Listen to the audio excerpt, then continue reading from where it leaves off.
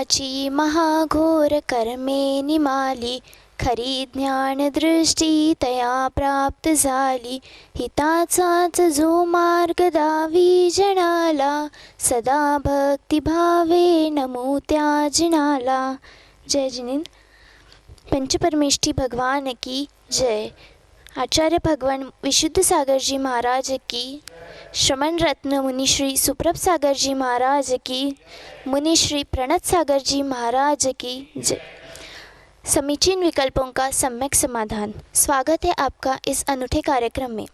मुनि श्री सुप्रभ सागर जी एवं प्रणत सागर जी महाराज जी द्वारा यह कार्यक्रम प्रतिदिन यूट्यूब चैनल पर शाम 5:13 पर प्रसारित होता है.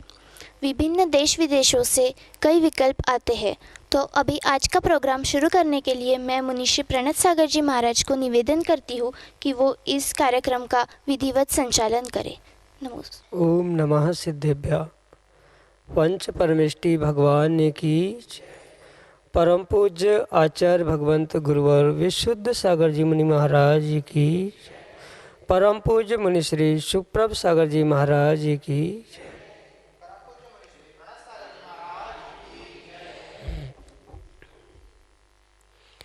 समीचीन विकल्पों का सम्यक समाधान. सम्यक ज्ञान की एक ऐसी अनूठी विधा जिसे परम पूज्य मुनि श्री सुप्रभ सागर जी महाराज ने सम्यक समाधान नाम दिया. परम पूज्य आचार्य भगवंत गुरुवर विशुद्ध सागर जी महाराज के मंगल शोभा शिष्य, उन्हीं के सुयोग्य शिष्य परम पूज्य मुनि श्री सुप्रभ सागर जी महाराज के मुखारबिंदु से हम सभी प्रतिदिन अपने अनेकानेक समीचीन विकल्पों का सम्यक समाधान प्रतिदिन प्राप्त कर रहे हैं. और इस सम्यक समाधान में देश के आबाल वृद्ध अनेकानेक स्वाध्यायी श्रावक श्राविकाओं के माध्यम से हमें प्रतिदिन अनेकानेक समीचीन विकल्प प्राप्त हो रहे हैं. और परम पूज्य मुनि श्री सुप्रभ सागर जी महाराज उनका आगमोक्त विधि से हम सभी को सम्यक समाधान प्रदान कर रहे हैं. प्रारंभ करते हैं आज का सम्यक समाधान. और आज का पहला विकल्प सारंगपुर मध्य प्रदेश से डॉक्टर अंकित जैन पुरवाल सपरिवार परम पूज्य मुनि श्री के चरणों में दर्शन की अभिलाषा एवं आशीर्वाद की आकांक्षा के साथ अपना समीचीन विकल्प रख रहे हैं कि महाराज जी, एक दर्शन मोहनीय कर्म तीन भेद रूप क्यों हुआ. हमारे समीचीन विकल्प का सम्यक समाधान करने की अनुकंपा करें. नमोस्तु महाराज जी, नमोस्तु. ओम नमः सिद्धम. परम पूज्य आचार्य भगवान गुरुवर विशुद्ध सागर जी महाराज की.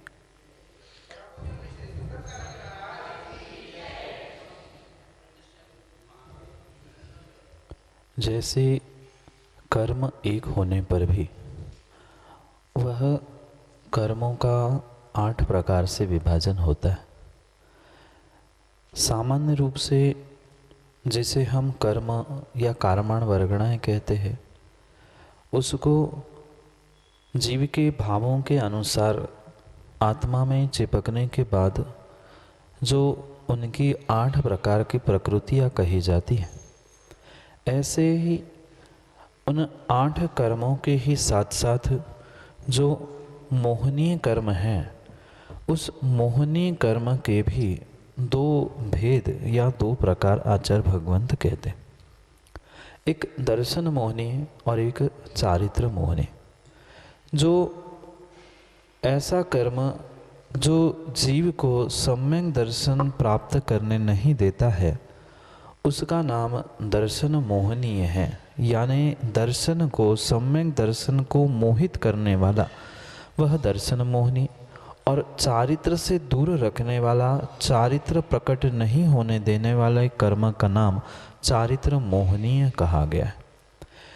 वह जैसे एक ही मोहनीय कर्म होने पर भी उसकी कार्यों को समझने के कारण या उसके फलों के निमित्त से उसमें भेद हुआ करते हैं, बिल्कुल ऐसे ही दर्शन मोहिनी के साथ भी होता है। अगर सामान्य दृष्टांत हम समझे, सभी वनस्पति वनस्पति वनस्पति एक होने पर भी उस वनस्पति के भी फल के अनुसार अनेकानेक भेद होते हैं। आम का पेड़, बबूल का पेड़, नीम का पेड़, खजूर का पेड़ आदि अनेक प्रकार के फलों की अपेक्षा से पेड़ों में वनस्पति में जैसे भेद होते हैं, ऐसे ही कर्मों की फल की अपेक्षा से कर्मों के एक अनेकानेक भेद, उत्तर भेद, प्रभेद आदि हुआ करते। जैसे स्थूल रूप से देखा जाए तो 8 कर्म के ही 148 प्रकृतियाँ हो गई। नाम कर्म की 42, 93 आदि उत्तर प्रकृतियाँ, उत्तर प्रकृतियाँ, ऐसे जैसे विस्तार से उसका व्याख्यान करते करते उसके जैसे अनेकानेक भेद होते हैं, ऐसे ही दर्शन मोहिनी के मुख्यता से 3 भेदों का वर्णन आचार्य भगवंत कहते हैं। भेद तभी होते हैं जब जीव उस दर्शन मोहिनी को नष्ट करने के लिए पुरुषार्थ करता है या दर्शन मोहिनी को जीतने का पुरुषार्थ करता है। जैसे लौकिकता में भी कोई सामग्री, कोई वस्तु बनी है, तो वस्तु बनने के लिए, क्योंकि आप स्वयं डॉक्टर हो और डॉक्टरी पढ़ी है, विज्ञान में भी आपने पढ़ा होगा कि जो पानी है, पानी के लिए भी जो फॉर्मूला लिखा जाता है H2O, यानी हाइड्रोजन के 2 और ऑक्सीजन का 1, ऐसे 2 जब पार्टिकल्स मिलते हैं तब जाकर वह पानी बनता है। ऐसे ही अगर पानी सामान्य रूप से कहेंगे तो वह पानी है, और उससे जब विशेष रूप से उसका विच्छेदन या उसका विस्तार, उसका भेद करेंगे तो हाइड्रोजन, ऑक्सीजन, ऐसे अनेक जैसे उसके 2 भेद बने पानी के, बिल्कुल वैसे ही उसके भी भेद कर्मों की अपेक्षा से कर्मों के भी भेद हम समझ सकते। जैसे हाइड्रोजन और ऑक्सीजन से पानी बना है, ऐसे ही दर्शन मोहिनी के 3 मुख्यता से घटक या 3 मुख्यता से भेद कहे गए, जिसका नाम सम्यक मिथ्यात, सम्यक प्रकृति और मिथ्यात। ये 3 प्रकार के भेद उस दर्शन मोहिनी के कहे जाते। कारण जैसे मैंने अभी बताया कि फल की अपेक्षा से उनके भेद भिन्न भिन्न होते हैं।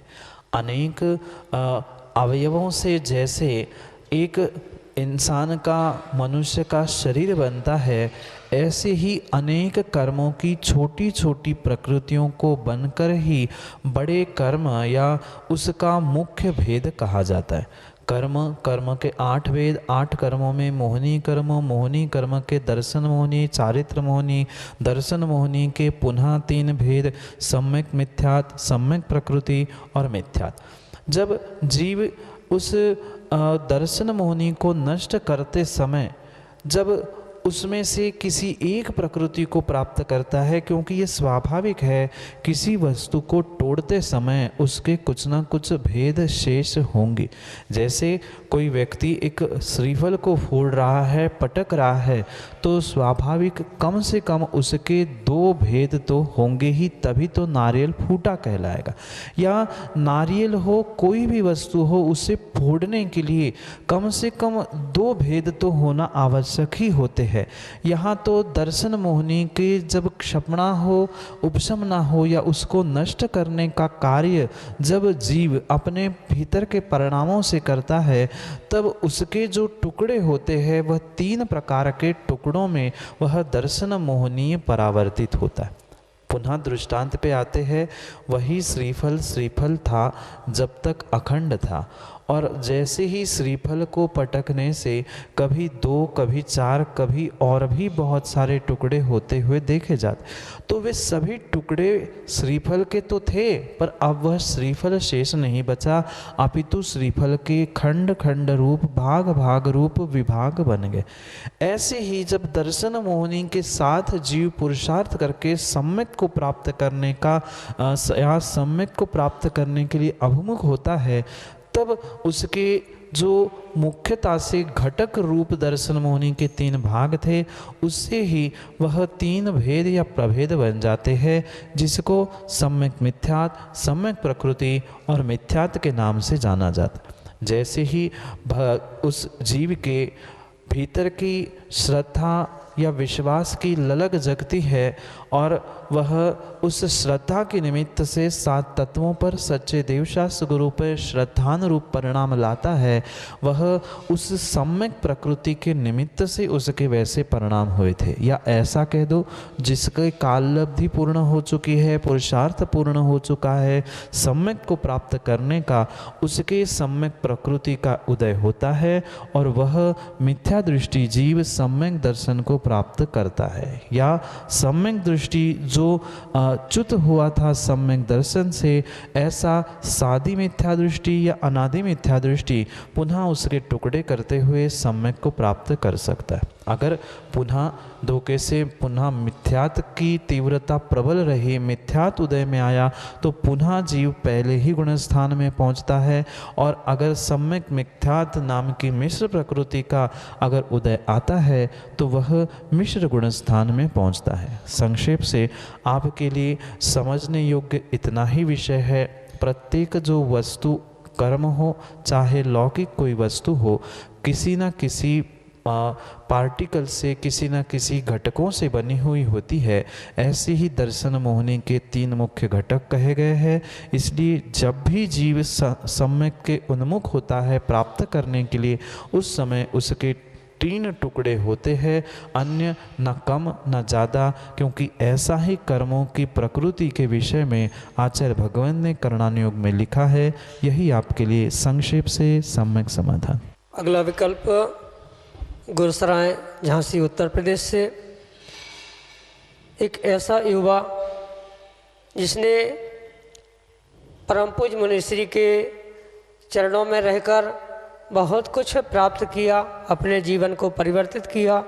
प्रथम जैन परम पूज्य मुनिश्री के चरणों में बारंबार नमोस्तु निवेदित करते हुए अपना समीचीन विकल्प रख रहा है कि महाराज जी, जैसे अभी आचार्य श्री विशुद्ध सागर जी महाराज सिद्ध क्षेत्रों की वंदना हेतु झारखंड प्रांत में विहार कर रहे हैं, अथवा कोई मुनिराज बहुत दूर कहीं विराजमान हैं और हम उनको यहाँ से नमोस्तु करते हैं, तो हमारा नमस्कार उन तक पहुँचता है क्या? और हमें कैसे पता चलेगा कि उन तक हमारा नमस्कार पहुँचा है और उन्होंने हमें आशीर्वाद प्रदान किया है? हमारे समीचीन विकल्प का सम्यक समाधान करने की अनुकंपा करें। नमोस्तु महाराज जी, नमोस्तु। प्रथम भाई, नमस्कार कहीं पहुंचाने की वस्तु नहीं है। जैसे कोई पुद्गल, भेंट, गिफ्ट कहीं पहुंचाने की आवश्यकता होती है, ऐसे नमस्कार कहीं हमें पहुंचाना नहीं है, अपितु हम जहाँ बैठे हैं और जो हमारा इष्ट देव हो, शास्त्र हो या गुरु हो, वह कहीं भी अन्यत्र दूर दराज में विराजमान क्यों ना हो, हमारे नमस्कार पहुंचाने से काम नहीं हो रहा है या वहाँ से उनके आशीष देने मात्र से काम नहीं हो रहा है, अपितु जितना जो कुछ भी हमारे जीवन में अच्छा हो रहा है वह मात्र और मात्र उनके आशीष और नमस्कार पहुँचाने से नहीं, अपितु मेरे भीतर की श्रद्धा और विश्वास से ही मेरा जीवन अच्छा या मेरे जीवन में कुछ अच्छे कार्य हो रहे हैं।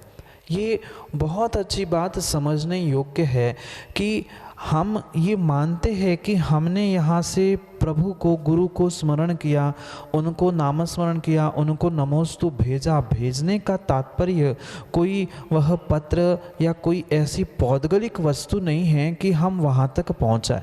ये एक हमारे भीतर के परिणाम और हमारे भीतर की भावों की परिणति है, जो हम अपने इष्ट गुरु के चरणों में इतनी दूर दराज तक भेजने का या संप्रवित करने का प्रयास कर रहे हैं।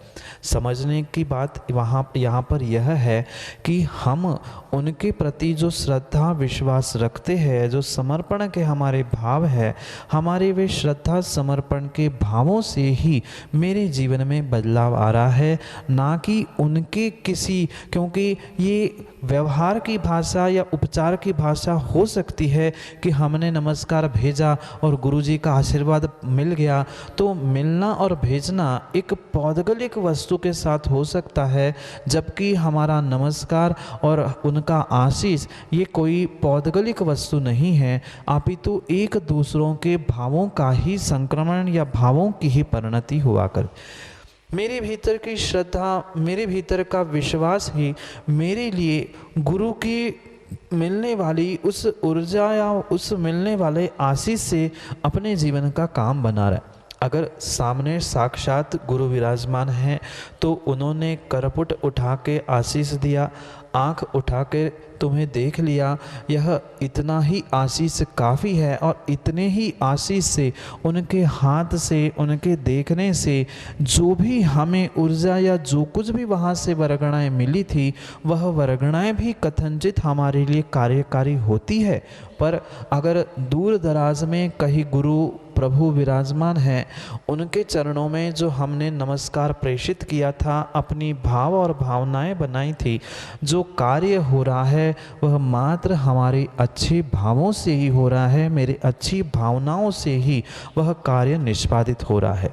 ऐसा सर्वथा नहीं होता कि हमने कहीं उस नमस्कार को भेज दिया और वहाँ से आशीष आया तब तक काम बना, नहीं है। जितनी भी पुराणों में आपने कथानक आदि सुना होगा, जो एकलव्य था उसने भी गुरु को एक मूर्ति में विराजमान करके उसकी आराधना करते हुए वह धनुर्विद्या को प्राप्त किया था।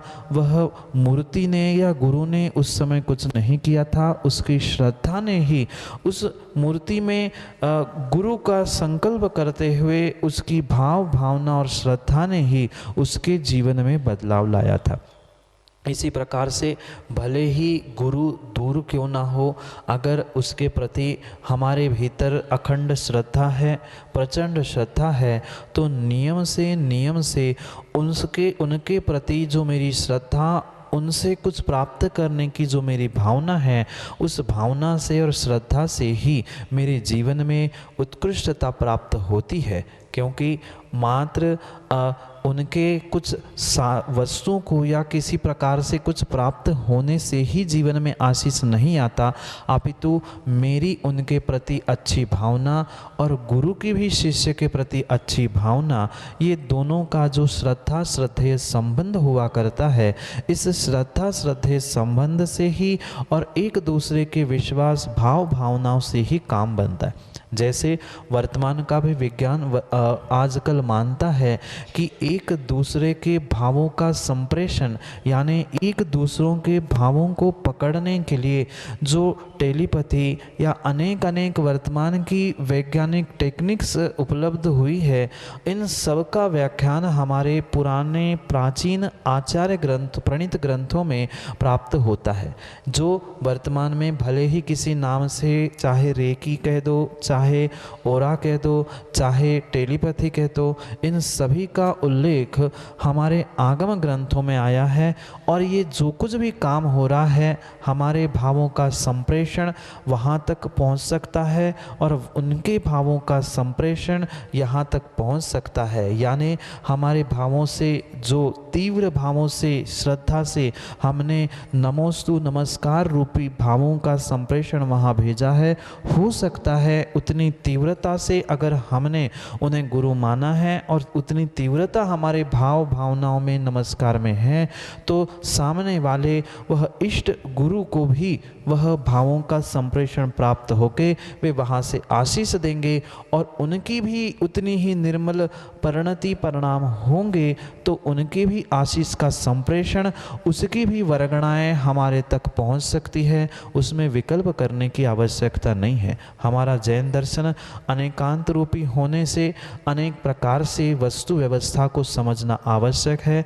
कोई भी निर्णय हम एकांत से नहीं कर सकते, इसलिए आपके लिए यही सम्यक समाधान है कि आप चाहे जितने भी दूर हो उतनी दूर से अगर आप सच्चे भावों से, श्रद्धा से गुरु के चरणों में अपनी नमस्कार भावनाओं को संप्रेषित करोगे तो नियम से तुम्हारी भावना श्रद्धा के साथ साथ गुरु के असीम अनुकंपा से भी, आशीष से भी, उनके भावों के संप्रेषण से भी तुम्हारे जीवन में बदलाव हो सकता है। यही संक्षेप से तुम्हारे लिए समाधान। अगले विकल्प के लिए हमारे सामने है द्वितीय वर्षा योग की पावन भूमि अमरावती महाराष्ट्र से अंजलि गहाणकर, जो कि अपना समीचीन विकल्प परम पूज मुनिश्री के समक्ष रख रहे हैं। महाराज जी के चरणों में मेरा कोटि कोटि नमस्तु नमस्तु नमस्तु। महाराज जी, मेरा एक समीचीन विकल्प है कि प्रमाण और नय में क्या फ़र्क है, ये मेरे को सम्यक समाधान इसका प्रश्न का प्राप्त करना चाहती हूँ मैं। नमस्ते महाराज जी, नमस्ते नमस्ते नमस्ते। आचार्य भगवंत उमा स्वामी महाराज तत्वार्थ सूत्र ग्रंथ में पहले अध्याय में ही वस्तु को समझने के लिए कुछ विषयों का प्ररूपण करते हुए बहुत सुंदर सूत्र देते हुए कहते हैं, प्रमाण नैर्धिगमा, यानी किसी भी वस्तु का तत्व का अधिगम यानी उसे समझने के लिए दो प्रकार के साधन हमारे पास है, जिसको प्रमाण और नय ये दो प्रकार से कहा जा सकता है। जैसे कोई भी एक वस्तु है, उस वस्तु को जैसे हम दो आँखों से देखते हैं, उन दो आँखों से देखने पर एक वस्तु का सम्यक निर्णय होता है। ऐसे ही संसार में जितनी वस्तुएं हैं, उन सभी वस्तुओं को समझने के लिए या उसका ज्ञान करने के लिए मुख्यतः से दो प्रकार के ज्ञान की या दो प्रकार के दृष्टियों की बात करते हुए आचार्य भगवंत कहते हैं कि प्रमाण और नय। जैसे कि एक ही वस्तु है, उस वस्तु के एक अंश को ग्रहण करने वाला जो दृष्टिकोण होता है या एक अंश को समझने वाले की जो उसकी अपेक्षा है, उसे नय कहते हैं, और सर्वांग वस्तु को समझना प्रमाण है। पुनः समझने का प्रयास करना, एक ही वस्तु को परिपूर्ण रूप से वैसे का वैसा ग्रहण करना, ये प्रमाण है। सकला देशा प्रमाणाधीना, विकला देशा नयाधीना। विकल यानी अंश अंश में जानना और सकल यानी संपूर्ण रूप से जानना। माना कि माँ ये सामने आपके हाथ है, इस हाथ को एक साथ जान लेना, ये इस ज्ञान करने वाली इस कला को प्रमाण कहते। और इस हाथ को अगर हम एक साथ नहीं जान पा रहे हैं तो एक उंगली, ये दूसरी उंगली, ये तीसरी उंगली, ये चौथी उंगली, ये पांच उंगलियां अलग अलग, फिर ये हाथ, ऐसा सबका अलग अलग ज्ञान करते हुए पुनः वस्तु को जानना, इस अलग अलग ज्ञान को या पृथक पृथक एक एक अंश को करने वाले ज्ञान को नय कहते हैं। और एक साथ किसी वस्तु को समझना है तो उसे प्रमाण कहते। जैसे जीव द्रव्य है, आगम के ही परिपेक्ष में अगर समझे तो जीव द्रव्य उसको एक साथ उसके स्वरूप के साथ जान लेना, ये प्रमाण है। और जीव द्रव्य मनुष्य गति में होता है, उसका ज्ञान दर्शन उपयोग रूप स्वभाव होता है, उसमें अनंत गुण होते हैं आदि अनेक अनेक प्रकार से उसके एक एक भाग को समझना ये नय हुआ। और एक साथ उसको समझना ये उस वस्तु का प्रमाण रूप ज्ञान हो गया। जैसे कोई चाहे भौतिक सामग्री हो, चाहे कोई आगम के परिप्रेक्ष्य में वस्तु का स्वभाव क्यों ना हो, प्रत्येक वस्तु को समझने के लिए दो दृष्टियाँ हो सकती है। एक दृष्टि संपूर्ण एक साथ जानना, और एक साथ एक ही वस्तु को संपूर्ण रूप से परिपूर्ण रूप से जानना, यह प्रमाण है। और उसको ही कुछ कुछ अंशों में जान लेना, कुछ कुछ भागों से समझ लेना, उसको ही आगम के परिप्रेक्ष्य में नय कहा है। पुनः समझना, जैसे कि आप एक जीव द्रव्य हो उस जीव द्रव्य को अगर हम सामान्य रूप से प्रमाण से समझे तो आप जीव हो, पर बेटे की अपेक्षा से आप माँ हैं, बेटी की अपेक्षा से माँ हैं, पर बेटा बेटी के पिता के अपेक्षा से आप पत्नी हैं, आपके माता पिता के अपेक्षा से आप बेटी हैं, आपके सास ससुर की अपेक्षा से आप बहू हैं, आप अन्य अनेक अनेक संबंधों से अनेक प्रकार की होने पर भी आप प्रमाण रूप से यानी सर्वांगीण रूप से एक होने पर भी अनेक दृष्टियों से, अनेक भेदों से, अनेक अपेक्षाओं से हम उसे एक एक हिस्से में ग्रहण करते हैं। उस एक भाग को, एक अंश को, एक दृष्टि को, एक अपेक्षा को ग्रहण करना उसे आगम में नय कहा है। और उन सभी अपेक्षाओं को एक साथ ग्रहण करते हुए वस्तु को सर्वांगीण रूप से जान लेना उसको ही प्रमाण कहते हैं। अनेक अनेक दृष्टांतों से भी हम उसे जान सकते हैं, पर सामान्य रूप से दोनों में मात्र इतना ही अंतर है, जो पूर्ण रूप से वस्तु को जानना है, कोई भी अंश को छोड़े बिना सर्वांश सर्वांग से वह प्रमाण है, और उसमें से एक एक अंग, एक एक अंश को ग्रहण करने वाला न कहा जाता है। शरीर के एक एक भिन्न भिन्न अवयव जो है वह भिन्न भिन्न अवयव ही अंश रूप जानना ये नय कहलाता है, और उसको अगर पूर्ण रूप से शरीर को जानेंगे तो वह प्रमाण कहलाया जाता है। इतना ही संक्षेप से समझने योग्य प्रमाण नय का विषय है, और विस्तार से और विस्तरित समय में उसके विषय में हम समझेंगे। यही संक्षेप से आपके लिए नय के और प्रमाण के विषय में वह सम्यक समाधान। अगला विकल्प महाराष्ट्र अमरावती से, जहाँ परम पूज्य मुनि श्री सुप्रभ सागर जी महाराज का वर्ष 2017 का द्वितीय वर्षायुग संपन्न हुआ। आह्लाद जैन अनन्य गुरु भक्त हमारे सामने हैं, जो कि अपना समीचीन विकल्प परम पूज्य मुनि श्री के समक्ष रख रहे हैं। महाराज जी के चरणों में त्रिवार नमोस्तु नमोस्तु नमोस्तु। महाराज जी, एक हमारा छोटा सा विकल्प है, दान का स्वरूप क्या है? क्या टीवी आदि पर प्रसारित होने वाले प्रवचन आदि कार्यक्रम के पुण्यार्जनक बनने से जिनवाणी के प्रकाशित करने का पुण्य प्राप्त होता है? ये प्रश्न का समाधान करिए। नमोस्तु महाराज जी, नमोस्तु नमोस्तु नमोस्तु। स्वस्याति सर्गो दानम, स्वयं के और दूसरे के उपकार के लिए जो वस्तु का त्याग किया जाता है, चाहे धन रूप हो या किसी अन्य प्रकार से हो, वह आगम के परिप्रेक्ष्य में दान कहा गया।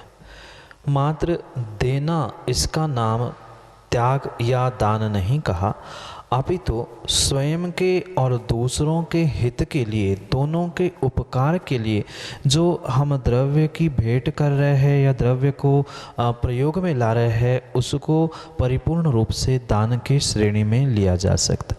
जो 4 प्रकार के दान की परिभाषा आचार्य भगवंतों ने कही है, औषध, शास्त्र, अभय और आहार, उसमें से ये जो आपने विकल्प पूछा है, यह विकल्प परिपूर्ण रूप से दान के श्रेणी में भी आएगा, और वह शास्त्र दान या ज्ञान दान के परिप्रेक्ष्य में समाविष्ट हो सकता। जैसे पूर्व काल में ग्रंथों को आचार्य भगवंतों ने या किसी निर्ग्रंथ मुनिराजों ने अपने समय में से समय निकालकर कागज पेन से या पूर्व जमाने में ताड़पत्र आदि पर लिखकर आने वाले समाज को प्रदान किया था। जैसे उसके लिए जितने जितने जीवों ने सहयोग किया था, वह भी जैसे दान के, शास्त्र दान के श्रेणी में आता है, उसी प्रकार से वर्तमान में भले ही इलेक्ट्रॉनिक मीडिया या वर्तमान में टीवी, यूट्यूब आदि के द्वारा जो जिनवाणी का प्रचार प्रसार हो रहा है, प्रवचनों को जनमानस तक पहुंचाने का जो पुरुषार्थ चल रहा है, उसमें किंचित भी हमें विकल्प करने की आवश्यकता नहीं है। उसके लिए भी जो व्यक्ति दान राशि दे रहा है, चाहे जिनवाणी का टीवी के माध्यम से प्रचार प्रसार हो, चाहे जिनवाणी का यूट्यूब चैनल के माध्यम से प्रचार प्रसार हो, चाहे जिनवाणी का लिपिबद्ध उन कागज़ों से प्रकाशित करने के निमित्त से क्यों ना हो, जहाँ भी हम उस ज्ञान की धारा को या जिनवाणी को प्रकाशित कर रहे हैं, प्रवचन रूप हो या किसी के लेखन रूप, चिंतन रूप भी क्यों ना हो, वह परिपूर्ण रूप से आपका उस ज्ञान दान के ही श्रेणी में आएगा। और वर्तमान में ज्ञान दान का अचिंत्य फल आगम में कहा गया है और चारों ही दानों में वह ज्ञान दान भी श्रेष्ठ दान कहा गया है। इसलिए भले ही इलेक्ट्रॉनिक मीडिया वर्तमान के परिप्रेक्ष्य में हो, पर फिर भी वह इलेक्ट्रॉनिक मीडिया भी जो जिनवाणी का या ज्ञान ध्यान आदि का प्रचार प्रसार करने के लिए सहयोगी है, उसके लिए किया गया हमारा दान, हमारा समय, हमारा धन, उसके लिए जो हम सहयोग दे रहे हैं वह हमारे लिए दान की श्रेणी में आएगा। और यही आपके लिए आशीष के साथ सम्यक समाधान। जय जिनेंद्र। आप सब देख रहे थे हमारा अनूठा कार्यक्रम सम्यक समाधान। आप हमारे कार्यक्रम को सब्सक्राइब कीजिए, लाइक कीजिए एवं ज़्यादा से ज़्यादा शेयर कीजिए और बेल आइकन को भी दबाना मत भूलिए। यदि आपके मन में कोई भी विकल्प हो तो आप हमारे व्हाट्सएप नंबर पर आपका विकल्प शेयर कर सकते हो। हमारा व्हाट्सएप नंबर है 8070754811 074153064441। आप जीमेल आईडी पे भी आपका विकल्प भेज सकते हैं। हमारा ईमेल आईडी है सम्यक.समाधान@gmail.com। धन्यवाद।